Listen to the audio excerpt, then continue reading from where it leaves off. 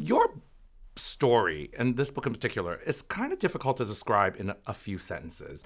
And I'm just going to say, a couple of top line ideas of what your memoir really is. But it's about your childhood in a suburban neighborhood where there are regular drug raids. Mm-hmm. It's about your family's struggle with mental health and being newcomers to Canada. There is a lot of profanity. I didn't mind that part. Mostly from the adults in your life, and a lot of times directed at you.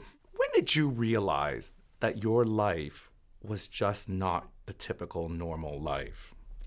I would have to say I first realized my life was not normal was when I was in college, and we had to write profiles about our family for a creative writing class. And everyone was like, "That's your aunt? Is that what you guys do normally?" And then it sort of dawned to me that we're not normal. We're kind of crazy. So I started continuing it. I wrote the book, and then I got more feedback from agents, from readers, and people were astonished. And they said, "Your life is really strange." I love that it took fellow classmates to tell you about your aunt standing on a bridge on Canada Day, threatening suicide, for them to tell you that that's not actually a normal everyday occurrence. For sure. For me, it's so normal growing up for people to tell me, like, I'm going to kill myself. And that's the part about mental illness that kind of affected my family and myself growing up. I think there's a huge stigma about mental health that affects everyone, not just Chinese Canadians.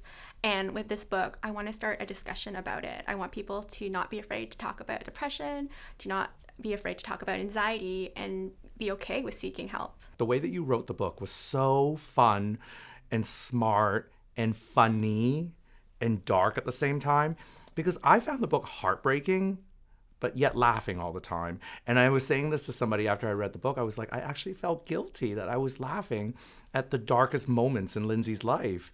And someone said to me, but I think Lindsay wanted you to laugh. For me, I've always had to laugh at something horrible. Otherwise, it would be impossible to get through something like that, and especially a childhood or facing, family members who have suicidal tendencies. So just being able to make myself laugh and hopefully make readers laugh is something I really wanted to do. And I think I've always just had an absurd point of view. If you guys, I just urge you to pick up the book, because there are so many moments in it that just make your heart hurt. I mean, your mom tried to set your foot on fire. Yeah. And she didn't think it was wrong. No, she was angry. She was frustrated. And coming from that immigrant standpoint, she was just like, I need to get my daughter out of bed, right? And to her, it was the fastest way. So if you're not able to laugh at that moment in your life, and when you look back on it, of course, then you probably can't get through the day.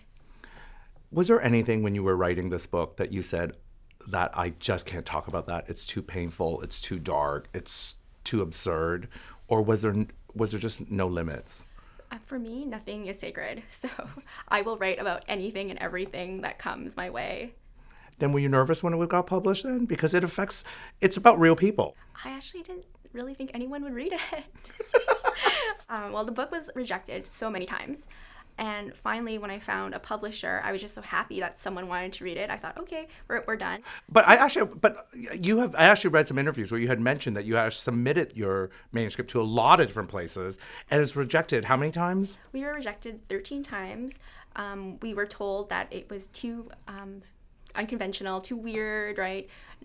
Too niche, that no one would want to read this. But this book I think it affects everyone, not just Chinese Canadians. And really not just everyone dealing with mental health, because I think there is a lot of issues, just dysfunctionality in families. I think that's something, there's not a single person out there that isn't familiar with that. And I think just to read your story, to say, oh, okay, I'm not the only one that grew up in a crazy household. Right, however everyone has a crazy family. Yes, however you define crazy. Mm-hmm. Has anyone in your family read the book? I honestly don't know. I think they have. They got it from the library because they said it was too expensive to buy from the bookstore. And then there was silence. So we don't talk about the book. We pretend it doesn't exist. What is the one thing that you want everyone out there to really know about your book? If they were to go out there and get the woo-woo, what is the one thing that you think they should walk away with? I think they should be able to get that message about mental illness being okay, to talk about but also hopefully they can see the humor in it. I know like a lot of people might be turned off by the character's unlikability, but hopefully they can see past that and be able to really understand this book affects them and affects anyone who has a crazy Chinese family. Or a crazy family at all. Yes, crazy family.